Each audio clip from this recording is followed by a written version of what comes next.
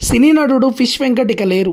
ఈరోజు హైదరాబాద్లోని ఒక ప్రైవేట్ హాస్పిటల్లో అనారోగ్యంతో చికిత్స పొందుతూ ఈరోజు కన్నుమూశారు.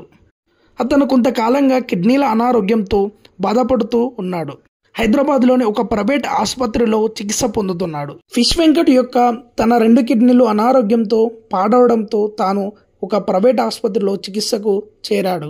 అయితే చికిత్స కొరకు చాలా అమౌంట్ ఖర్చు అవడంతో సినీ నటులు ఇంకా సోషల్ మీడియా ఇన్ఫ్లుయెన్సర్స్ తన చికిత్స కొరకు కొంత అమౌంట్ను ఆర్థికంగా సహాయం చేస్తుండగానే తాను కన్నుమూశారు. మన తెలుగు మూవీస్లో తెలుగు ఆడియన్స్ను ఎక్కువగా ఆకట్టుకునే ఫిష్ వెంకట్ ఇక లేరు. తెలుగు మూవీ హిస్టరీలో పలు సూపర్ హిట్ మూవీస్లో ఫిష్ వెంకట్ మంచి కమెడియన్గా, మంచి యాక్టర్గా ఉండేవాడు.